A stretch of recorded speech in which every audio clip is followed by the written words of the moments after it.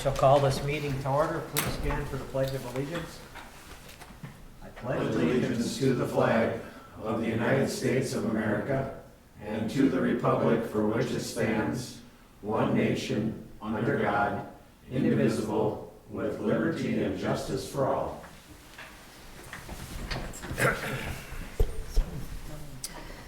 Okay, we shall I'll ask for a roll call, please, Carolina. Councilmember Burrell? Yes. Colby? Yes. Miller? Yes. Rollinson? Mayor Wolf? Yes. Well, good evening, everyone.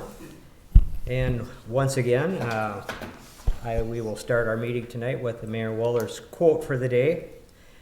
I selected a quote today that comes from Christopher Isaac Biz Stone. Some of you may recognize that name. He was an American entrepreneur, and he is the co-founder of Twitter. That's what he's probably most renowned for. And here's what he has to say to us today. When you hand good people possibility, they do great things. That's Mr. Biz Stone. I thought it was rather timely, as we are going to be adding a couple of items to our agenda tonight.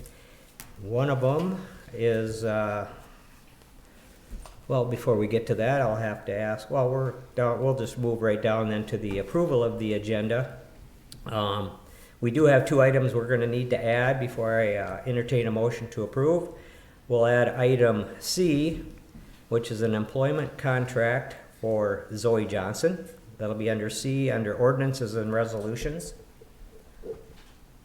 And then under that same category, ordinances and resolutions, we'll add an item D, which is airport fencing and gate grant agreement number 1062595. So those are the two items that we have to add. And I guess I'll just bring it back to the council and see if there's anything, additions or corrections that they might need or want. I will move approval of the agenda with the addition of those two items. I'll second. Okay, thank you. We have a motion and a second to approve tonight's agenda with the two additions. All those in favor signify by saying aye. Aye. All those opposed, same sign. Motion carries. Okay, tonight we have three separate public hearings. Before we begin, before I open the public hearings, like always, I like to just lay down a few ground rules. The first one really is the comment I generally make to the council. They call these public hearings for a reason. It's our opportunity as a council for us to listen. The public gets their opportunity to speak, because all three of these public hearings are second readings. So we've already introduced those specific public ordinances. So this is the second reading. So our actions are these, really, before the council. You can adopt them. Ordinances need to be introduced and adopted, or you can reject it. Or I suppose you could table it and maybe amend it. Those are the actions before you. So you don't really have to pass or fail, or pass or approve or adopt. You can table, it's an option. I just wanted to remind the council of that. And I'll ask the public, when they come up, introduce themselves, if they want to speak to the public, the specific ordinances in question. But I will encourage you to just speak to the ordinance itself without getting into great detail about items you would either like to strike or not. Just speak in general terms to the ordinance, okay? The city council has spent a great deal of time regarding one of these particular ordinances. We've held work sessions, so it is really kind of up to the council on how they want to adopt this thing, or amend it or not, approve it or not. So I just want everybody to be clear on how that's going to go. Typically, Tegan, on public hearings like this, do we want to entertain a time limit, or we, I believe our standing rules do have a time limit, but it's up to the mayor if you want to grant an exception to that time limit. well, you know, in light of the fact that there's not that many people here, I'm not all that concerned about, you know, going over. Usually when we have public hearings and we have a room full of people, then, you know, time limits get to be probably more important out of respect for everybody's time. But tonight, I'll just ask the members in the audience, as you come up, just be respectful of everybody's time. That being said, are there any questions from the council on how we're gonna proceed? And we will open and close each one individually. So, and again, our opportunity to listen, we don't respond while the public's talking. All right. If there's no other questions, I shall open the public hearing on the first, I'll actually open the first public hearing, and this is the second reading of ordinance number 129, an ordinance regulating public nuisances within the city of Morris, Minnesota. So if anybody in the audience would like to come up and speak to the first one, now is your time. So my name is Annette Watson. I'm speaking as a resident of Morris, and if I get too technical, please stop me and say that's not what you want to hear from me on my comments on this ordinance. I did talk to you before about the junk one, just having the numbers incorrectly labeled as 1, 3, and 4, and it should be labeled 1, 2, 3, 4. In general, the definitions at the beginning of the ordinance are to explain what you're talking about further on. And I did send you guys an email before, so I'm referencing my notes that are on that document that I sent you in the email. One of the things that was struck from the earlier, the earlier code was a definition of nuisance. And I think that there was a comment early on about striking the word morals or not having morals in it. And so that whole section that is currently in our code was struck as a definition of nuisance. And I do kind of think that since it is a nuisance ordinance, we probably do need a definition of nuisance that is like an overall covering, so that whether we include something or not, we can point back to it, that has the word comfort in that portion of the code that you have removed. And I think that if a person didn't like the word morals, comfort covers that, you know, for me. So I'm not really quite sure why that was struck. In your definitions, you have residential premises and commercial premises, but you often, throughout the ordinance itself, define things as private property and business premises. So I don't know if you'd need to add that as something that is a definition. Most, like if you, because we're not supposed to be specific, but if you read the ones that are there, it has to do with food. And I know that the nuisance ordinance deals more than buildings that have food in them. And so that's why I think that maybe you need an extra something about the private and business properties, which you might want to just say zoned as, go refer back to our zoning laws.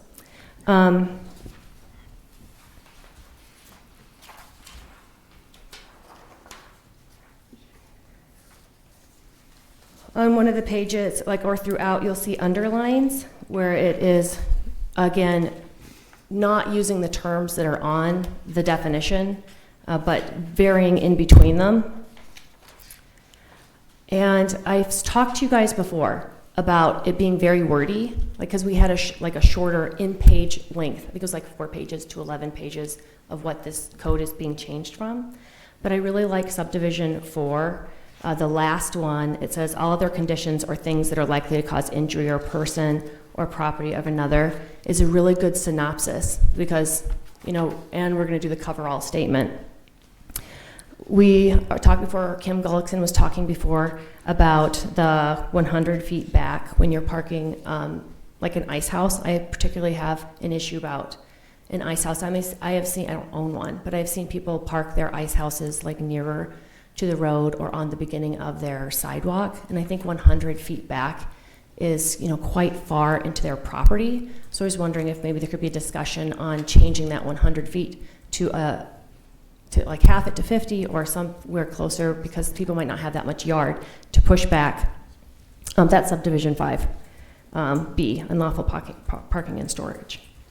And that one's specific, so I'll skip that one. Okay, so subdivision 7, I talked to you guys before about things being repetitive. And in subdivision 7, when it's trying to define private property and business premises, again, if you at the beginning you're supposed to define everything by what it is, and then now you're adding another definition. I think that the whole A could be struck, even though I don't say anything about that, because it is repetitive to what's below. So it says junkyard. Let's just be very general. It says junkyard in subdivision 7A1. And it repeats it again in, I think, the letter E, which is on the next page. It's talking about, sorry, at letter F, it's the junkyard. So I think that this right here is just very verbose, that letter A of declaration of nuisance. If you define nuisance in the definitions, I think you could strike that, and then just go on with letter B being no person, party, corporation of any kind should permit the accumulation of junk.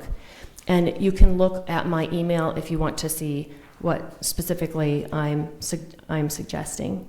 But that subparagraph F, which again talks about junkyards, because so the junkyard is being repeated, like don't collect junk unless you're a junkyard. Don't collect junk unless you're a junkyard. It's referenced in the current letter G. So it's also calling back to the same topic again. Just when it comes to punctuation or formatting, the subsection 8 that in here was part of our original code, and it is now formatted slightly different. The letter D has, parentheses around it. So just when you do pass it, say with formatting corrected. And then I talked before about subdivision 9, and I felt like the peace officer part was contradicting each other, because a peace officer can go in and look at your property, and then the sentence after that says a police officer can't look at your property unless he has something in his pocket. So I kind of feel like that second sentence there that says any peace officer or other designated city official shall have the power to inspect private premises and take all reasonable precautions to prevent commission and maintenance of public nuisance. I think that can be struck and then focus on that second sentence. And then that agrees with the police officer having permission with what follows in subdivision 10A2, when it's actually telling how the police officer enters your property to look. So I think there's a difference between standing on the street and saying there's a nuisance, and then peeking over their fence or walking in their backyard, which that first sentence about peace officers is allowing. And I would rather allow the other parts of the statute to be clearer, that the peace officer gets permission from the law before he enters, and then it says unless there is an emergency. So it gives them that ability to go check on that. And again, just the subdivision 10, I really appreciate that. Like I said, that one was definitely needful for our, I think is why it's brought up, because we didn't have rules on how to go about telling someone that they have a problem with the town. And I'll leave it there, and thank you for your time. Thank you.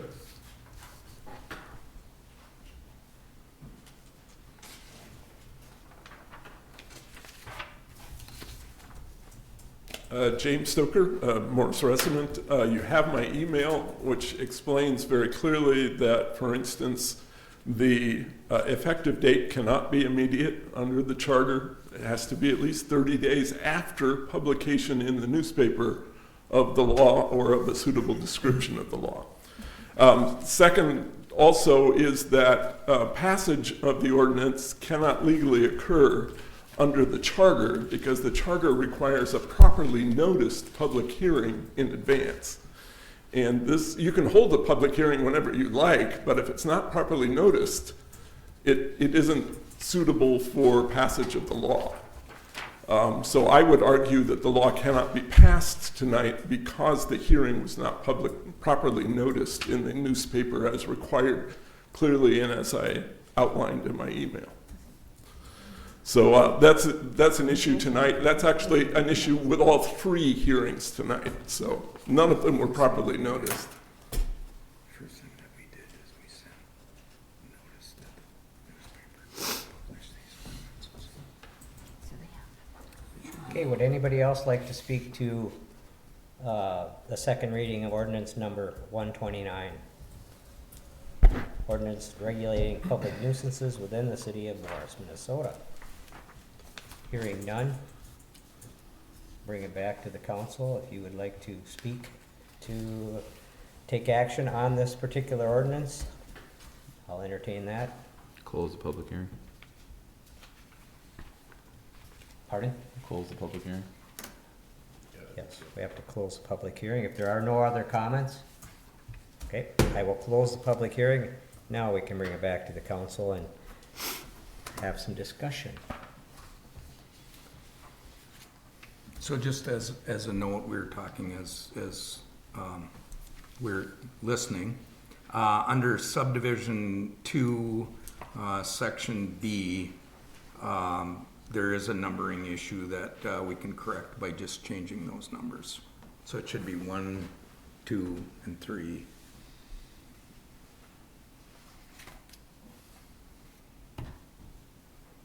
And as far as there should have been public notice in the newspaper because we sent, I'm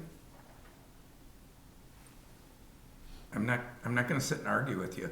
So immediately after we passed the resolution setting the public hearing or setting the public hearings, then we go back to the newspaper, send them copies of the ordinance to publish notice. So we will go back and check whether or not the newspaper followed through with the requirements that we sent to them to publish notice. We did it right away because we actually now set our public hearings out a month. The other thing is, you'll notice at the bottom of the ordinance, if this is adopted tonight, it's published next Tuesday, goes into effect a month later in April. So that's the 30 days. There's no back and forth here, is there? Yeah, there's no back and forth. I'm just stating, it is 30-day Yep, notice. and that, Yeah, we've had our. You've had your opportunity to public speak. period on this. yeah, thank you.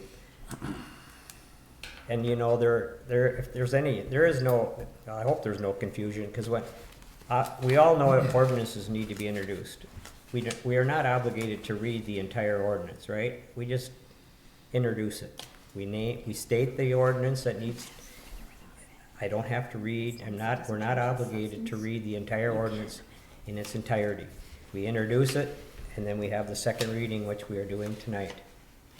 We've done that, so I'll bring it back to the council. Yeah, if you go to the back page, you'll see the effective date of the ordinance. And that's the way we've always done it. Any other discussion from members of the council on that one? No, everything looks right here. We've discussed this over and over, and it's time for this to get in there and start working. So I'll move on the public hearing and the second reading of ordinance number 129, and ordinance regulating public nuisances within the city of Morris, Minnesota. I will second and add just a double check on the publication to make sure it was taken care of, and if not, we'll have to redo it. But if you believe it was done properly, I think we can check that and make sure it is, and if not, we'll have to address that.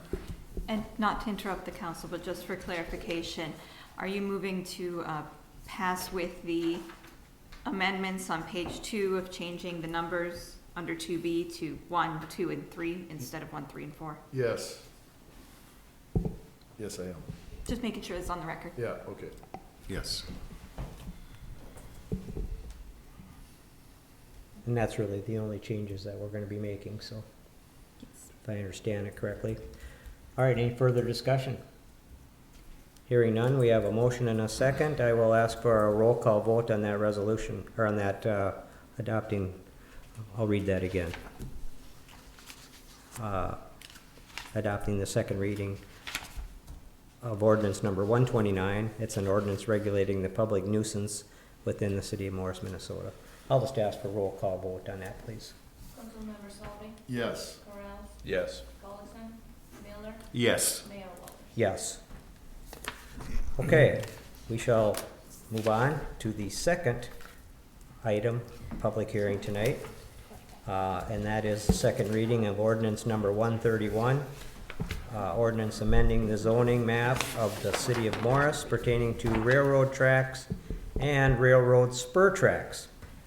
And I will open the public hearing, and once again, the public, if you would like to speak to that particular ordinance, now is your opportunity.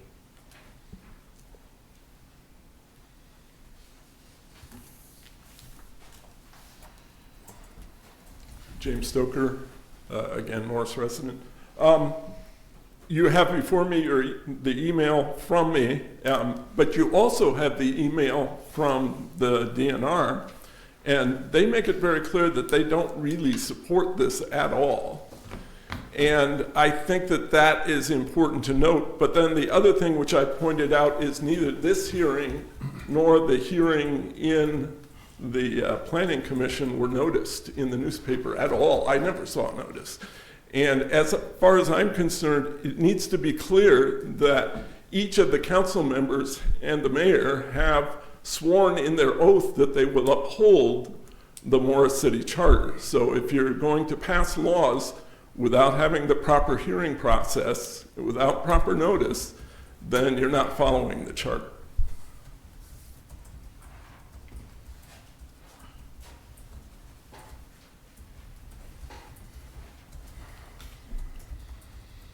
Annette Watson, Morris City resident, just talking as a resident. I have mixed feelings on this issue because I believe that a business has a right to go out and make money and changes and build and be successful. But for illustration, when you guys were looking at the city manager position, when I received the documentations that other groups had written, it changed my mind a lot listening to their perspective. And when I got to the packet that was issued, I believe on Monday, not Friday, the letter from the DNR changed my mind. So I'm speaking on behalf of what they wrote here. And they said that right now that portion of land that's about to be rezoned is currently a highly protective zoning classification. And then for sake of the newspaper, it says that it was a priority to limit development in these areas for compatible uses. And it lists commercial uses being there. So at the same time where I want a business or any human being to go out and have free trade, at the same time it's a piece of land that's already been zoned as a protected area. So I do have concerns, you know, if the water was, you know, sometime in the future damaged. But I also do understand that if you vote today in favor of putting this in town, you are departing from what people in the past in the town have voted for. So I'm just saying the DNR letter changed my mind. Okay, would anybody else like to speak to the second reading of ordinance number 131? Hearing none, I shall close the public hearing, and then I will bring it back to the city council for discussion.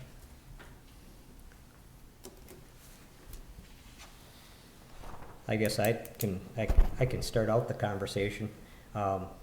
In Blaine's correspondence, it appears that the planning commission, at their planning commission meeting, they unanimously recommended that rezoning should take place. And then it also goes down further to state that Denko too has acknowledged this and is prepared to comply with getting a conditional use permit. So, I mean, personally, I value the recommendation of the planning commission. I don't, would anybody else care to speak? You're on the planning commission, so. Yeah, so I was out of town for work last week, but I can tell you from the first, from the, I guess, December or January, Yeah, I think December. you know, there was a lot of back and forth about what to do here, because in city code, there was no, this is the only chunk of railway before we even get to any potential changes that did not fall under heavy industrial. This is the only chunk all the way west of town.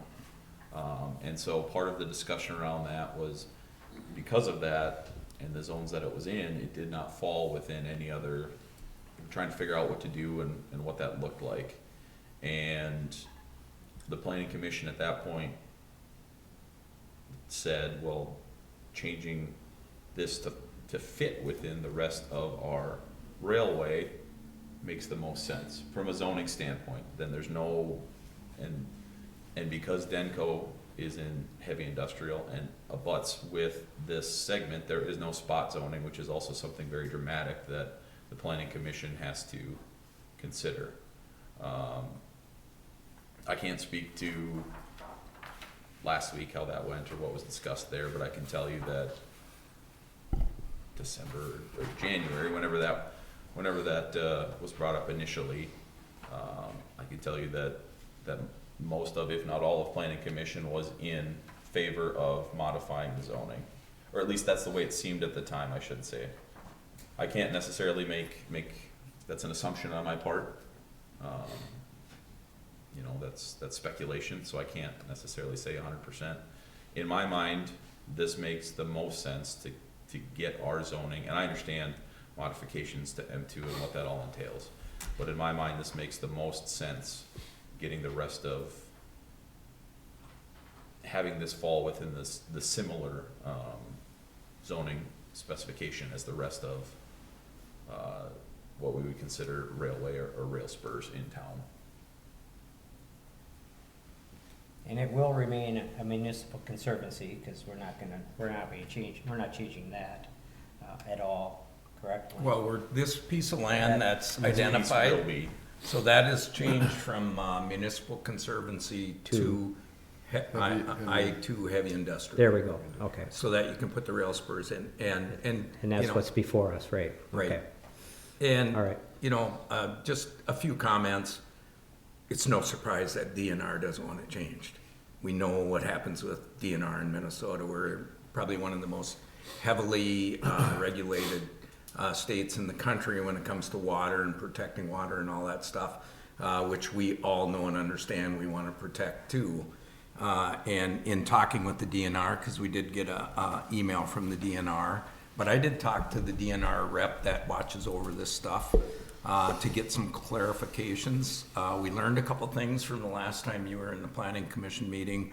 One of them, we have a shoreline management ordinance that requires us to take a look at things in a different light than maybe normally in a heavy industrial zone, which means that they're gonna have to get a conditional use permit, which will have to go back before the planning commission to look at what they're actually gonna be doing.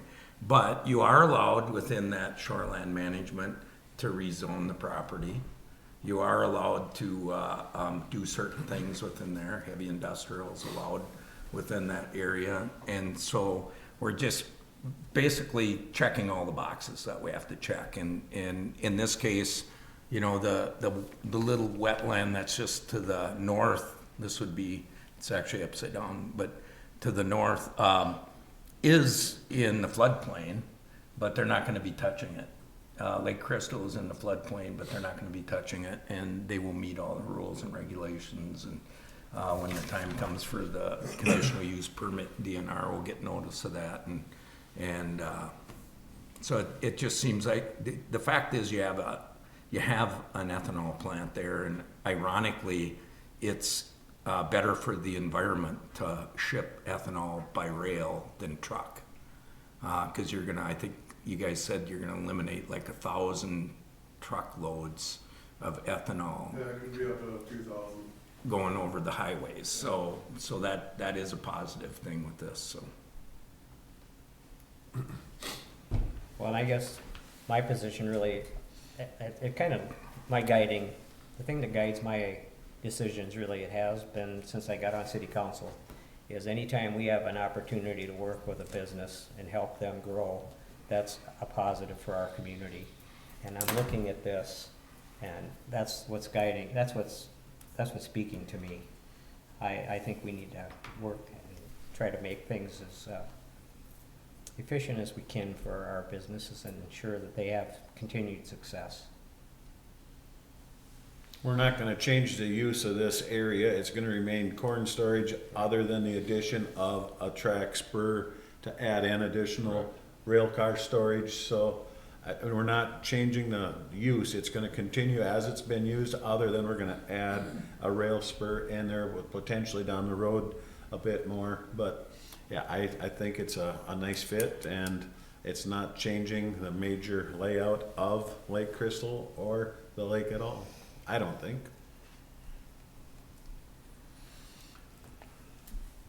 With that, I will move approval of the second reading of ordinance number 131, amending the zoning map of the city of Morris pertaining to the railroad tracks and railroad spur tracks. I'll second. Okay, thank you.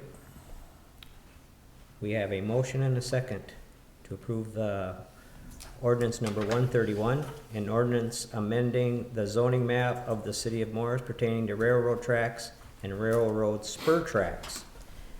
So I will ask for a roll call vote, please, on that ordinance.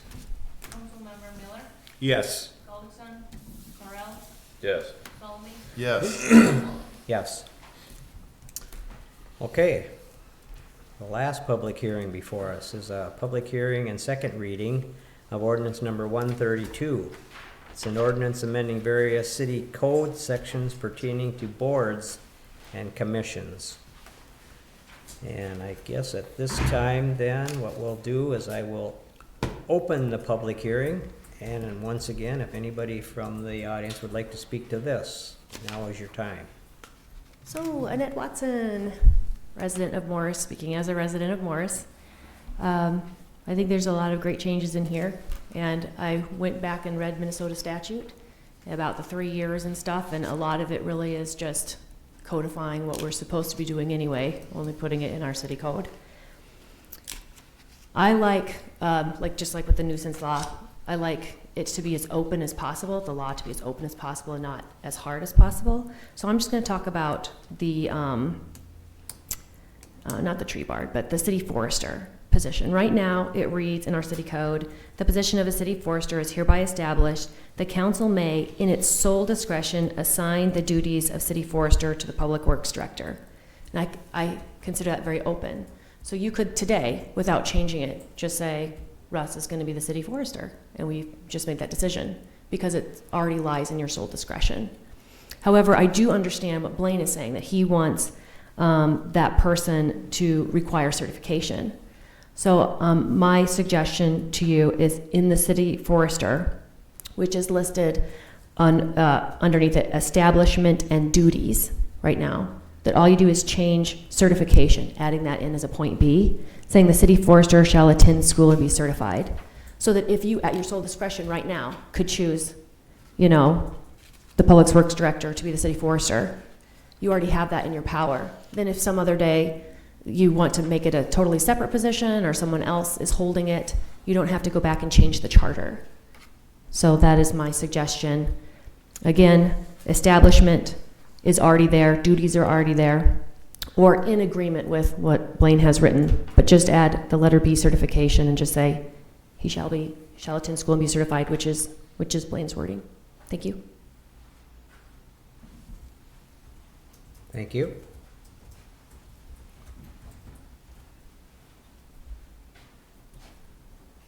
James Stoker, again, the same issue, that this was not a properly noticed hearing, so I don't think passage is legitimate at this point in time. But secondly, I noticed the beginning speaks of the mayor or council appointing people to the various boards and committees, the commissions. I don't think that was in the original ordinances, and it certainly doesn't seem to line up with what is discussed in the charter concerning appointments of commissions, although admittedly the charter doesn't really provide much place for commissions, but it does say the council appoints those, not the mayor. So I question that language, mayor or council appointing to these various commissions. And then lastly, I would suggest that because this ordinance seems to affect multiple sections throughout the code that speak to the various subcommittees, it might be a good idea to wait until after the recodification has taken place that you guys approved not too long ago. That would seem to be wiser to me, so that we could actually look through and see where the other sections are that might refer to these various commissions. Thank you. Thanks, Jim. Would there be anybody else that would like to speak to ordinance number 132, an ordinance amending the various sections pertaining to boards and commissions? Hearing none, I shall close that public hearing, and then I'll bring it back to the council for discussion. I guess I could probably start out by saying, you know, the mayor is part of the city council. Right. So, I mean, that's kind of goes without saying. So I don't see that as redundant at all when it says mayor and city council, because I am part of the city council as well. I think the question is just mayor or city council. Mayor or. Meaning giving the Oh, mayor, if I could do it on my own Correct. without. Okay. Well, that could be problematic, I guess, because I don't know that I would do that solely on my own. What do you think, Tegan?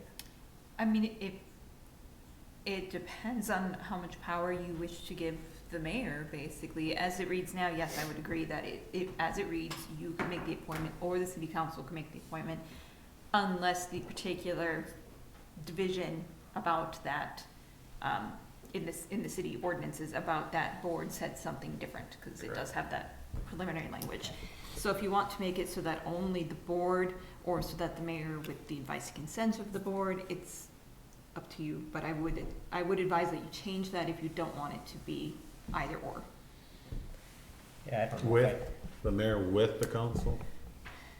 and I would say and, And because the mayor it acts should as be part of the- collectively, Yes, I like feel. that. Mayor It's acts more as part inclusive, of the 'cause- city council. Yeah. The mayor in Morris gets to put motions on the table, gets to vote, gets to do Yep. all the same things. If you put the city council, then there could be an argument later that the mayor doesn't get to participate, only the city council, but he is part of the city council. Right. So I would change it to an and I instead would of say or. that is a substantive change, so you'd probably need to do another second reading if you're going to pass it. Okay. That makes sense to me too. I guess we can do that, just move it forward to the next. I hate to be the bearer of bad news there, but yeah, I do believe that is a substantive change. Well, and I guess there's So really do no you time. Extend the hearing, or do you have to hold another one? You hold another one. So what's in the ordinance right now? 4? I think it says or.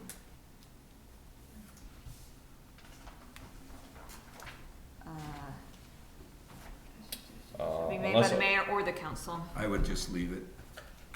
And, you know, actually, there was something that was said about codification. Codification, what they're gonna do, and actually, we're gonna start working on it now that we're kind of at the point where we got through all the budget stuff, city manager hire, all that kind of stuff. So then, there's gonna be a lot of work done between the city staff and the people doing the codification, because all this stuff that we've done will be looked at too, to make sure that it falls in line with all the things that need to be done.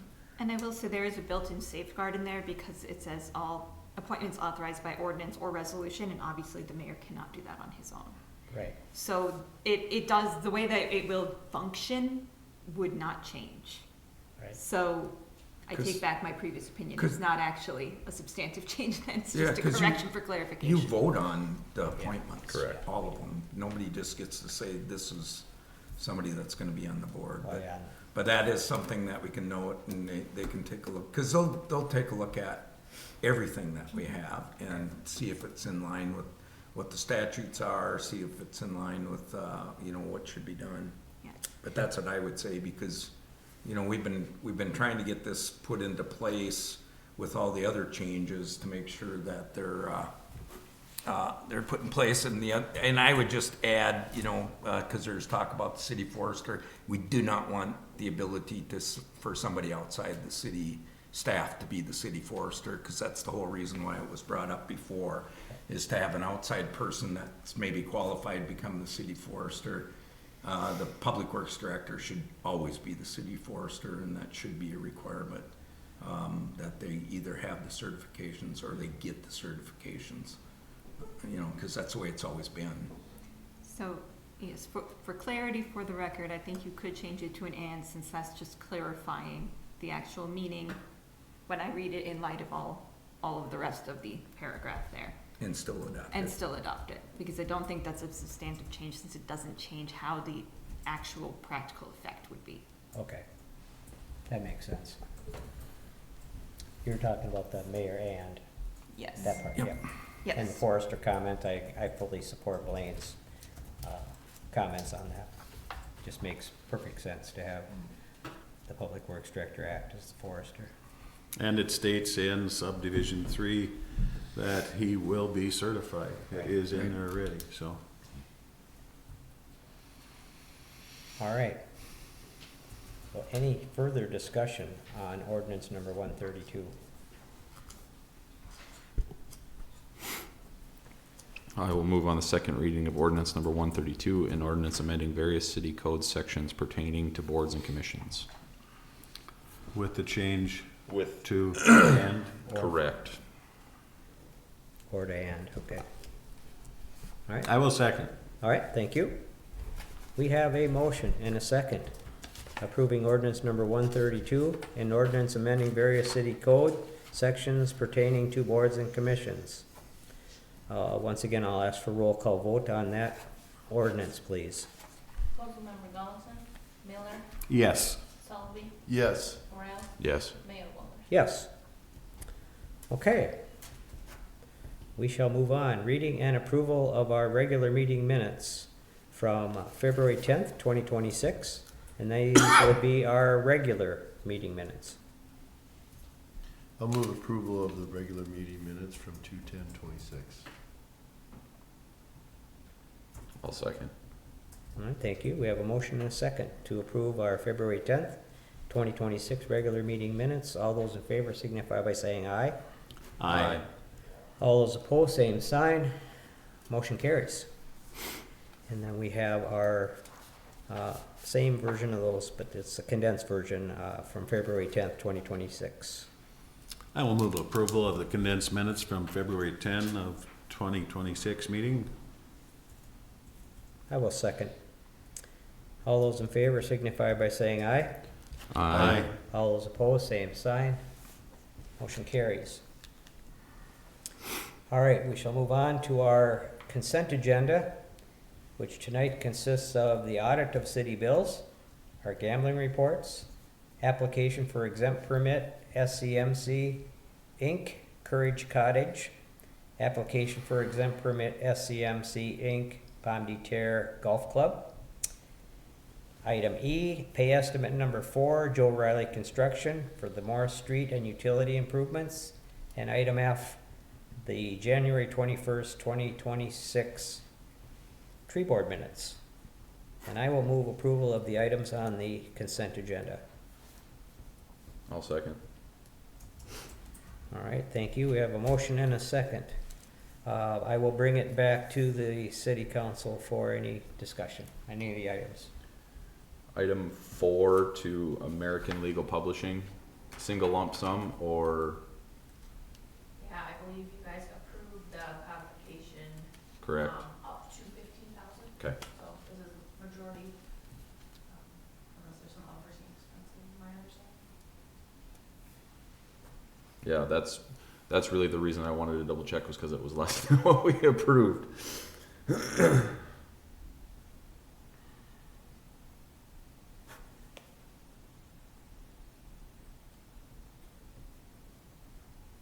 And then number 20, this is, I guess, more for Blaine and or Mr. Miller. Are we doing more electric plugins out? Obviously, we're putting in more out at the campground. Are we doing more? Upgrading just to Yeah. the larger amperage to facilitate the modern day camping that's coming in, instead of having problems that we'll be able to hook Yeah. up to the newer and more modern campers without having electrical issues. I think 50 amp will be the standard. Yeah, I'm not necessarily questioning, just want to make sure that, I Redoing assume that's what it was. Water and yeah. electrical at the existing sites is what the plan was.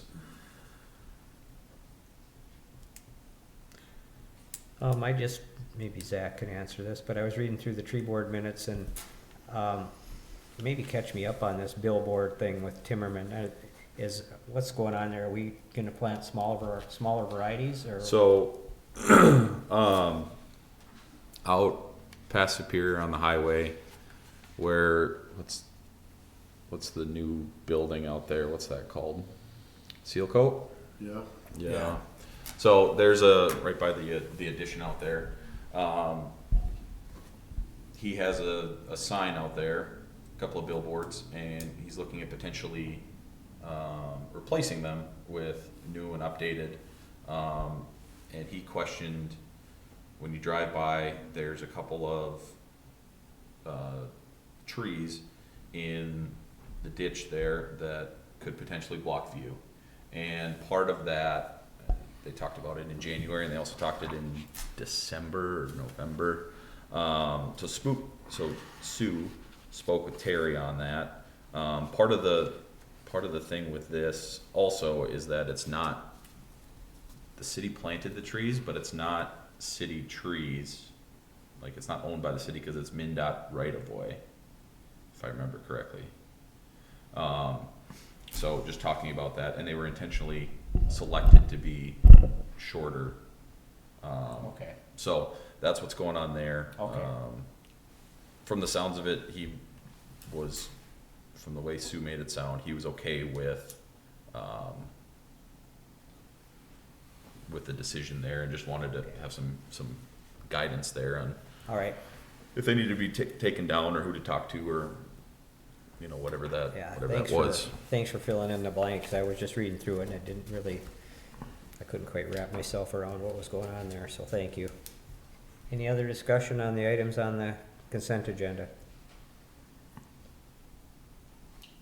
Hearing none, we have a motion and a second to approve that, I believe.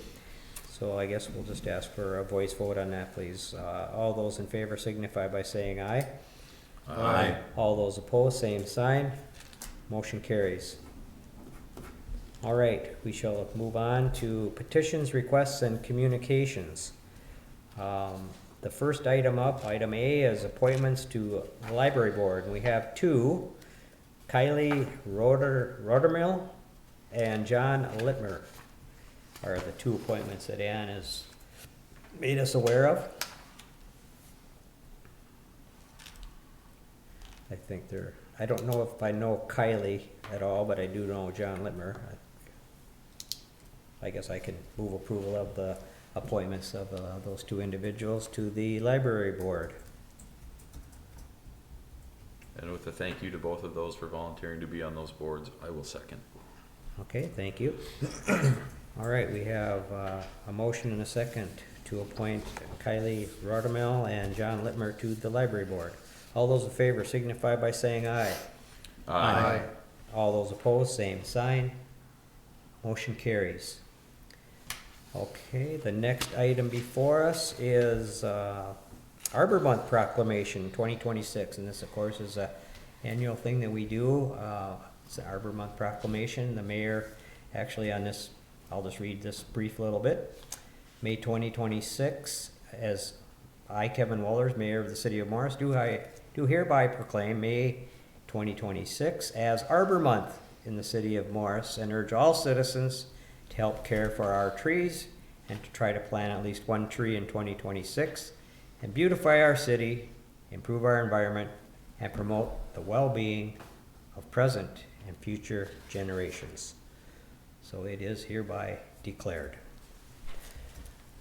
Okay, we shall move on to ordinances and resolutions. We have 4.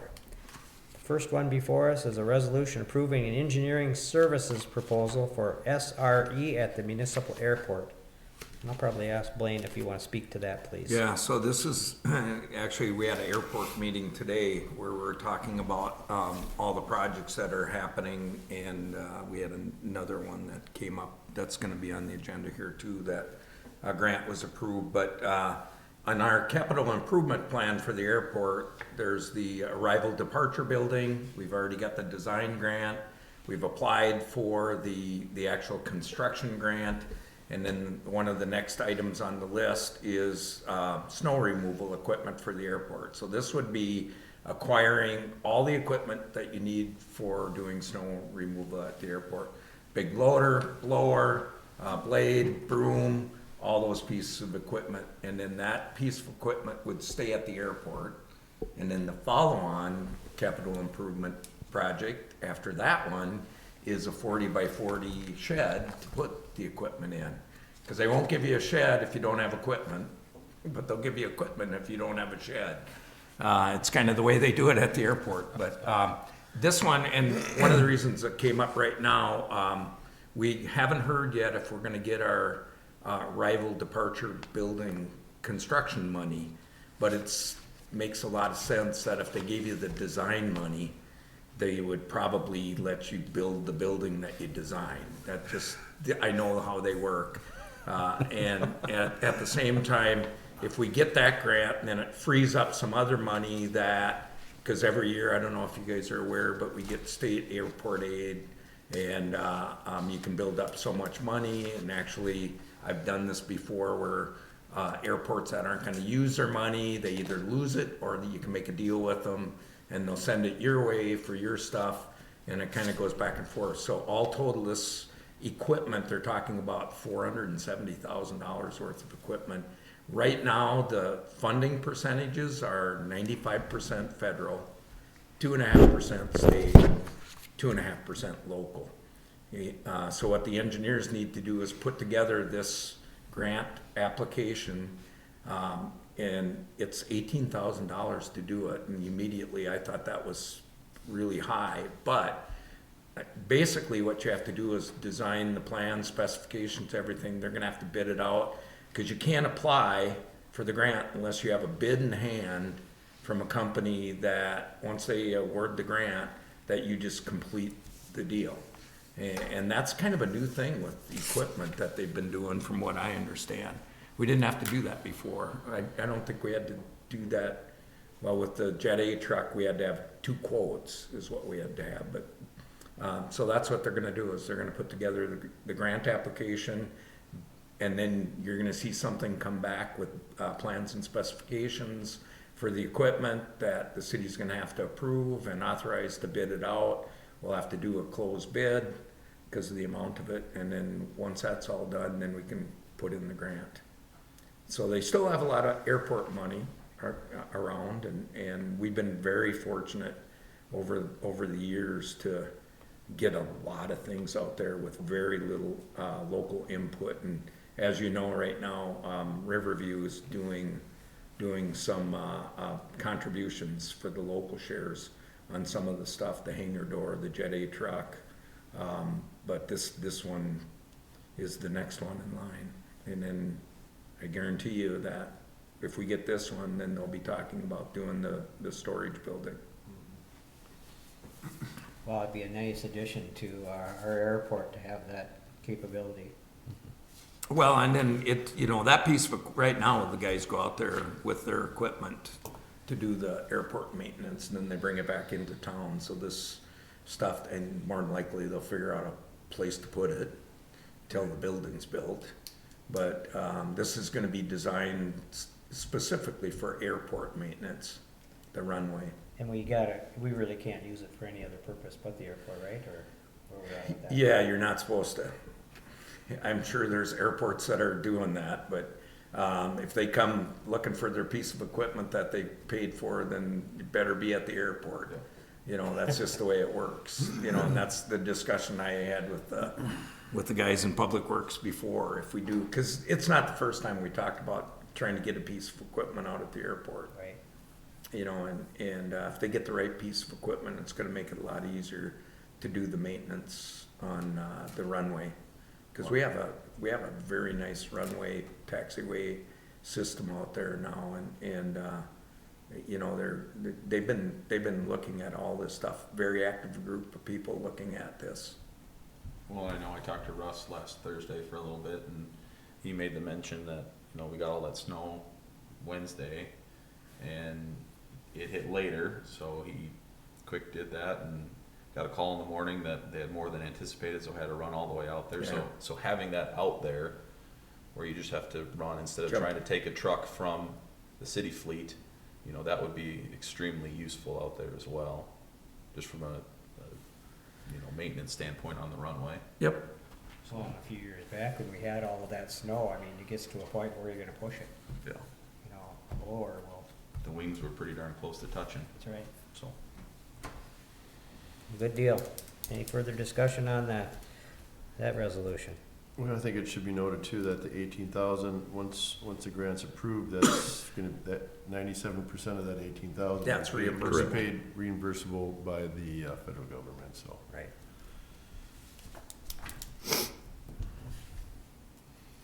With that being said, I will move approval of an engineering service proposal for SRE at the municipal airport to pursue discussed improvements. I will second. Okay, we have a motion and a second approving resolution, the resolution for an engineering services proposal for the SRE at the municipal airport. And once again, if there's no further discussion, I'll just ask for a roll call vote on that resolution, please. Councilmember Correll, Yes. Dolby, Yes. Miller, Yes. Culliton, Mayor Buller. Yes. All right, item B, resolution approving an appraisal services for a proposal for the selling of the municipal liquor store building. Wayne, I'll let you speak to that one too, please. Yeah, so, you know, we started talking about, you know, what's gonna be the follow-on with the liquor store, because, they're moving along pretty good. I think they're still planning on getting it done for July opening, June opening. So then what do we do at the old liquor store? And so then we talked about, getting an appraisal done. I talked to a couple of local appraisers, and it sounds like they do residential, they don't do commercial. You know, I think the old appraisers are probably retired that used to do that kind of stuff. So this, Greg New out of Ortonville has been doing all the commercial appraisals. And this is a proposal to do a commercial appraisal for us to find out what it's worth. The only thing that came up is that that liquor store has a huge parking lot. And so when we talked about it, I said, if we're gonna sell that building, then we'll sell it with a row of parking along the building like our liquor store uses. You know, it has customer parking along the building, but that other parking lot area, and I haven't talked to the attorney people yet, but somehow we have to find a way to take that chunk and then make it available to the public, because we can't sell that whole big parking lot just to the liquor store, or to whoever buys it for whatever their business is. So I think there's a way to do that we would maintain, and we actually calculated out how much of that parking lot would be, 140 by 60 would encompass the two parking lanes that are in that piece. The driveway would be shared, and then the liquor store building would maintain parking spots, but they're still gonna have customers parking in the public spot. It'll be used kind of the same way it is now, depending on what the business is that goes in there. We own that parking lot right now. We own, yeah, we own all the way to the alley. Yeah, so we could just retain that portion. Yeah, so I don't know if we need to split it out or figure out some kind of legal document to to keep access, for either side to do it. I assume, and this is just general question, and you may or may not have the answer, but I assume that is plotted all the way from backside of liquor store all the way to the alley Right. as a single plot? Yeah, it's actually, if you look at how the city lots are laid out, the lots are 140 by 50 feet. So the liquor store encompasses 340 by 50 foot lots. And so then we would figure out what chunk of that we would wind up wanting to have some kind of access to. If we have to split it, we'd split it, but then you wind up having a problem with the driveway, because we'd both be using the same driveway, even though you have an alley, you have another alley, and people move all over in that space there. It's not blocked off. The other thing that I think is important to understand is the handicapped parking for that big space is on the liquor store. So if you look at how many handicapped parking spots you need for a parking lot, you have to have so many per number of parking spaces. So somehow I think you'd want to maintain that ability to use that, have the lot be the lot and stuff. And I haven't figured all that out yet. I would say that probably one of those spots, or at least one of them would move into our parking spot. You wouldn't allow, the business wouldn't have to have 2 or 3 Right. handicaps in the zone that we're gonna sell them. We would likely have to Right. designate We would one of likely the- have to designate at least Yeah. one or more in there. Yeah. Right. And then you get into some others. So he's gonna figure out the value based upon the building and, a chunk of property for parking. Cause he had to know how big is this gonna be, so I can try to find comparable sales like that. And, we own a lot of parking lot in the downtown area, behind stores, the big one in the center mall area and stuff like that, so, it's not. Willie's, yeah, we own the back, most people don't know that, but we own part of the back end of Willie's, and then over by Town and Country, or by Ace Hardware. That gets replotted, then does Chad get involved in that? Up at the courthouse, has to be replatted? What's the process? We'd At some wind- point. We have to go through that process. We'd have to go through Yeah. that Yep. process to split out It's not part a of it. big deal, though, I don't think. No, Okay. All right, exciting stuff. Out with the old, in with the new. but we need the money for the liquor store to help pay for the Yeah. new And that's where building. it's gonna go. That's where it's gonna go onto the liquor store fund. All right, any further discussion, on that resolution? I will move approval of the resolution for an appraisal services proposal with selling the municipal liquor store building with the business that we have listed in front of us. I'll second. Okay, thank you. Any further discussion? Hearing none, we have a motion and a second approving an appraisal services for a proposal for the selling of the municipal liquor store building. And once again, Caroline, I'll ask for a roll call vote on that, please. Councilmember Selby, Yes. Corrales, Yes. Folsom, Miller, Yes. Mayor Walsh. Yes. Okay, now we get down to the added items. First item is item C that we added, and that is our employment contract for Zoe Johnson. And I guess I could start out that conversation. It was myself, Councilmember Krails, Acting City Manager Hill, and Patrick Melvin from DDA. We were the negotiating committee. I think it went very well. Went a little bit back and forth and back and forth again, but that's what a negotiation is. And I think we came to an agreement here, and Zoe has accepted, so, I don't know, council, have you had a chance to look it over? I think it's pretty exciting stuff. We got, new leader on board, and it looks, I guess I'd probably like to point out, I think, is that tentative, the April 1st start date? Is that what we're shooting for, or is that kind of a firm date, or what? That's what she's looking at. She's looking at April 1st, so just want to make sure that, You know, just so you know, and my first thought was, well, she's, just working on a fellowship and probably is easier to get away from an employer than normally a city administrator might, but she's working on some things that she has to finish for the city of Edina. And she's very, she thinks highly of making sure that she finishes all the stuff that she got started, so that's why the date is April 1st, but that's a firm date. that's really, I mean, March is just around the corner, so Yeah. it's not, Not out of line at all, No, I don't not at believe, all. in the field that we're dealing with. That's I right. just have a question on item 2 there, deferred compensation with Mission Square 457, just what part of that do we have?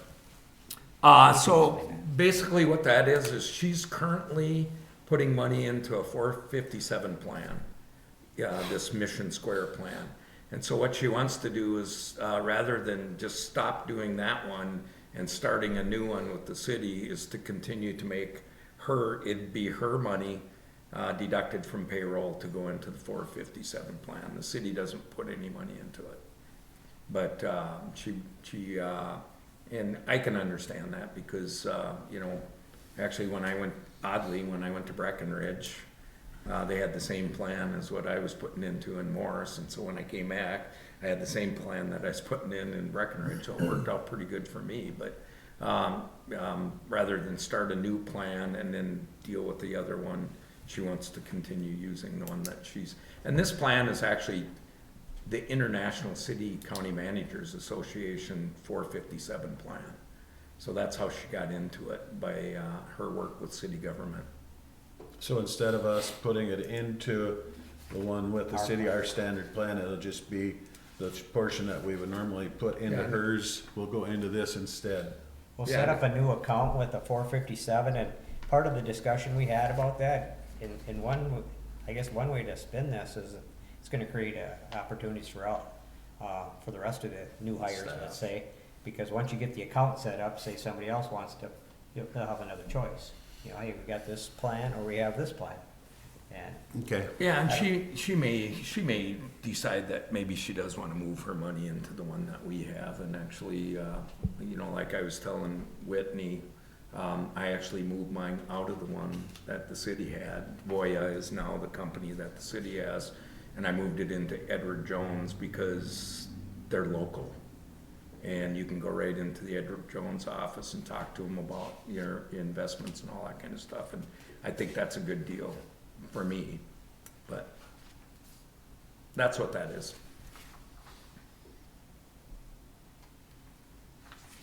I think it looks good. I'm excited. Ready for April 1st to come and begin a new process again. and I really just wanted to point out item 8. That was a new item that she asked for, and that was an added general expense to include employee recognition expenses with the budget in the future. Basically what she's asking for is, to start a recognition program, and that's really something we have been lacking, I think, over the years. And that's an exciting idea that she's bringing to the table, so I just wanted to give her a shout out on that. I think that's a good thing, and you can never give enough recognition. I think that's something over the years, we've probably been a little bit, I guess, remiss on doing. So I think that's a good thing.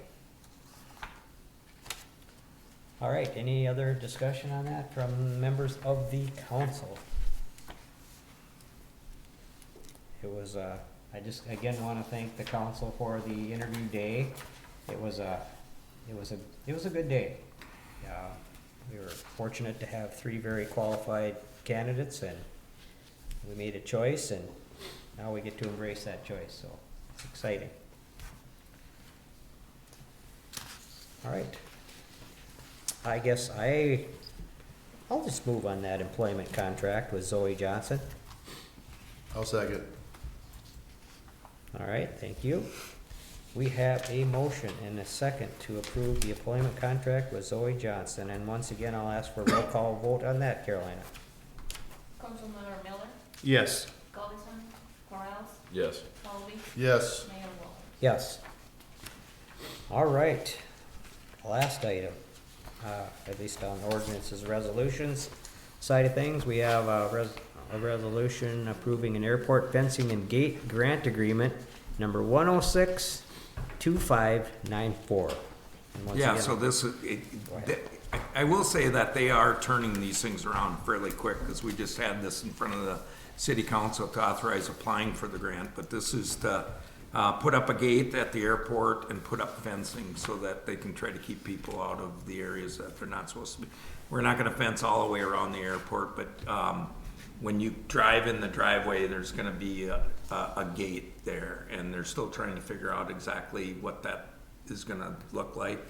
Could be as simple as, you know, a gate that comes up that somebody's gotta buzz you in, or you gotta use a card to get in, or something like that. But they're just trying to keep everybody from kind of wandering into the airport area. It is getting to be a busy area. We're out there for a meeting today, and I don't know who was in town, probably visiting Superior or somebody, but there's a great big huge plane sitting there with, you know, 8-10 people came out while we were meeting to get back on the plane and head out, so that was kind of fun to see. So the fencing will be around the building structure, around where the It'll probably be. hangars? Yeah, Across the yeah, driveway. yeah, from the driveway going out for a distance, I think Okay. is where it's gonna be. Yep. We just have had questions from the public on what we were fencing and keeping out, so yeah, just to clarify.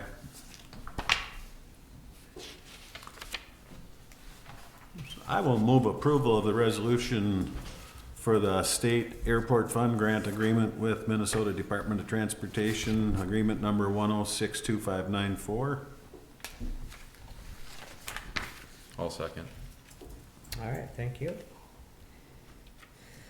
We have a motion and a second approving the airport fencing and gate grant agreement number 1062594. And once again, I'll ask for a roll call vote on that resolution. Councilmember Culbertson, Miller, Yes. Selby, Yes. Corrales, Yes. Mayor Wall. Yes. All right, we can move on to our city manager's newsletter. I'll touch on a couple things and answer questions. I don't know who all got email about a high water bill, but I did talk to the individual, and the individual decided to pay it. And so we didn't have to work out any type of arrangement, which gets to be hard to do. But this is not a new thing. This is, I dealt with it when I was an accountant, and it's not fun. Typically, what you'll find is some type of plumbing has been problematic in a house. A lot of the times, it's just a toilet that's been running for 2 months, and you can't imagine how much water those things will use in 2 months. In this case, it was a water softener, and it was a very large bill. But the position the city's always taken is we can't just write it off because you actually used, I mean, we have to produce that water and send it to your house, and then it goes down the drain. We have to take it back and process it and stuff. And we really don't have the ability to just write off bills like that. And at the same time, it's because the equipment fails, and you never want to establish the fact that you don't have to take care of your stuff, because if you have a high bill, then, you know, they just write it off. So that's always been the position of the city. I will say the next item kind of ties into that a little bit, because every once in a while we'll run into people that are having a hard time trying to figure out how to pay their water bill. And they've asked if they could just use a credit card to pay it, and we didn't have the ability to do that. But now we are gonna have the ability to take a credit card payment. The only thing is credit card companies charge, and so we're gonna charge a little fee. I've seen some writing already by people that think that we're trying to make money, whatever. And it's like, no, if you wanna use your credit card, I'd be more worried about the interest than $1.10 fee or whatever for paying your bill with a credit card, because the interest is Well, maybe they're- gonna be problematic for people. What is the credit card now? 3 to 4%? Yeah, I think it was like 2.95, I think. 2 point, yeah. So I mean, they're charging the business, Yep. yourself, the city, 3% on every transaction, every dollar that goes across that. So you see everybody going away from, or coming in with that fee now instead of, most of the times they've just been taking that on themselves. They're not doing that anymore. Well- They're putting it out there, and that's why when you talk about, credit cards getting reduced, or you want a credit card getting reduced, it's because every transaction, they're pulling 3% on everything.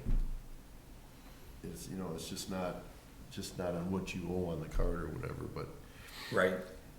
And like, Convenience thing too. you look at like Jerry's, you save, if you pay cash, your gas is cheaper. Nickel a gallon, basically. Yeah. One other quick question back to your high water bill. When we put in these new meters that we did here, how many years ago, I thought that was one of the features there, that we would be able to monitor if there was an extreme water usage, that somehow it would notify us or trigger some type of notice. So this would have been their first bill, right? That they had. Read every 60 days, and customers can ask for an interim reading at any point. We don't go out and look for. I was under the impression that if there was a abnormal or an extreme I thought that use, too. if it was something Yeah, running so my constantly, guess that it is- would trigger I thought something that with same it, but. I don't know if there's a statement on that bill that this is extremely large or. Well, I think the point was that it was electronically monitoring it, that if it was registering high as it was continually monitoring it, that it would alarm you that, hey, you're on a. Yeah, cause I Because think, it happened to me. It cost me quite a bit of money too on a deal, and I was like, I got the bill. I'm like, whoa. But then I found out where it was going, and they shut it off. I'm like, oh, that's bad. Yeah? Yeah. So I guess I just- know how this person feels because I had to pay it too. Well, maybe just a learning point, we have a lot of people that go south for the winter. Maybe you wanna shut your water off. well, and I've seen in the past where somebody was supposed to be watching the house to make sure it was heated and it wasn't, and then they came back in the spring and, turned everything on and the pipes were all frozen. So the basement's full, or that once it heated up. Yeah.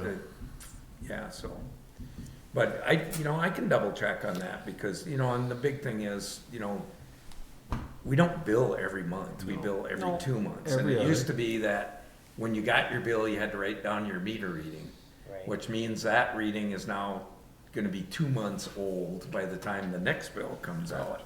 And so now, at least with the computer read stuff, they go out and read before the bills are generated.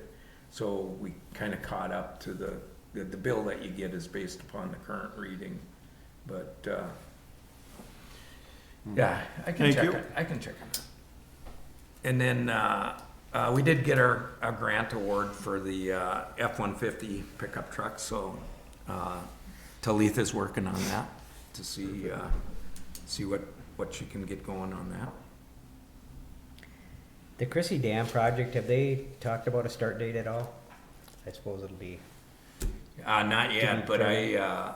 I got a couple of emails from the DNR because the DNR is looking at using DNR money to put in some things like kayak, canoe, landings so that along the river and not just like Pomni Terre Park or down by where the dam was, but there's gonna be other spots up farther where they're gonna build a little area that you could get into the river with a kayak or a canoe. And so I've gotta talk with them about that, to see what they plan on doing, cause once they build them, then we have to kinda maintain them if they're in our park. If they're farther up in the river, that's on them, but, yeah. well, and then I guess I can just give a shout out that, we're, in your newsletter, you talk about a tourism coordinator position that we have available, so anybody out there in the listening audience, we are looking for a tourism coordinator position. The application cutoff is February 25th, which is tomorrow, Yeah, and at the time of this printing, we had none. yeah, I don't know So- if we've had any yet.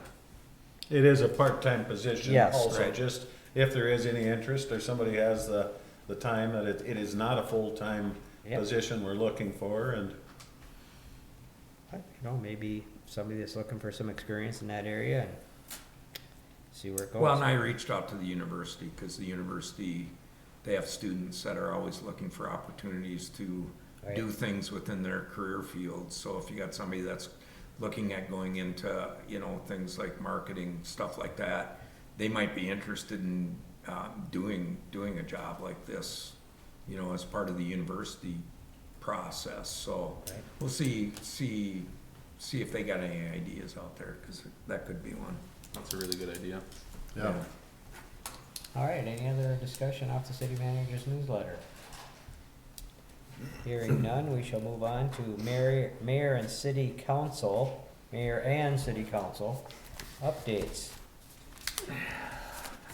Anything, anybody would like to report?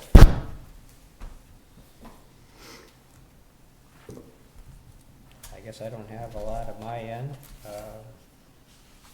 My boards have come and gone, and all right, hearing none, we'll move on to other business, and Councilmember Kroll's asked to speak. Yeah. Floor is yours. Yeah, and I would ask, let me get through my statement, and then obviously you guys can make whatever comments you want. But as of the end of this meeting, I would like to formally resign from my position on city council. Representing the residents of this city has been a great privilege to me, both personally and professionally. When I first took my oath of office, I committed to giving this role my full energy and attention. However, as my personal circumstances have evolved, I can no longer balance the demands of public office with my family's growing needs. The decision to step down midterm was not made lightly. Public service is a sacrifice not just for the representative, but for their family as well. At this juncture, my priority must shift towards being present for my wife and children and focusing on the responsibilities that require my full attention. I believe the citizens of Morris deserve a representative who can dedicate their entire focus to the challenges facing our community. By stepping aside now, I'm ensuring the council can continue its vital work with a member who can provide a level of commitment this seat demands. I'm deeply grateful for the trust the voters placed in me. Looking back on my tenure, I'm filled with a deep sense of gratitude for everything we as a body have accomplished. It has been incredibly rewarding to be a part of a collaborative process that shapes our city's future. I want to thank my fellow council members and Mayor Wallers for their partnership, and for the city staff for the tireless work behind the scenes. Though I am leaving this office, I will remain a dedicated supporter of the community and its bright future, and willing to work with whoever fills this seat in whatever way possible. Wow. Wow. Yeah, I agree. Well, you've been an asset to our council, no question about it. Life happens. I get that. Absolutely. Absolutely it does. Thank you for the service you've provided, and yeah, family does have to have a huge priority, and respect you for that. Do we need to take action on that?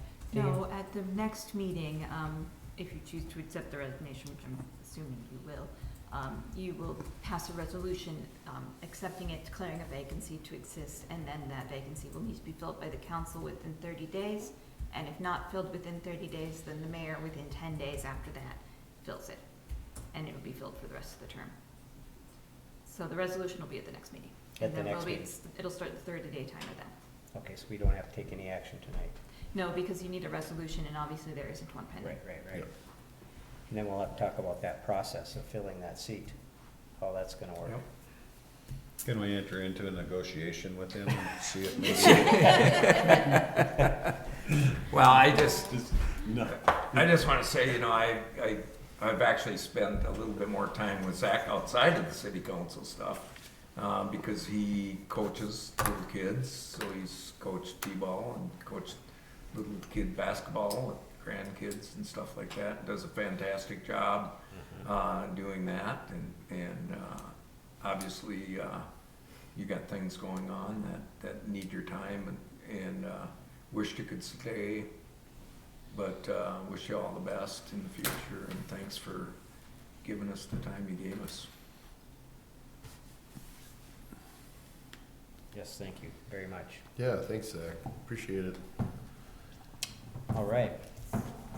Is there any other business to come before the council? Hearing none, meeting adjourned.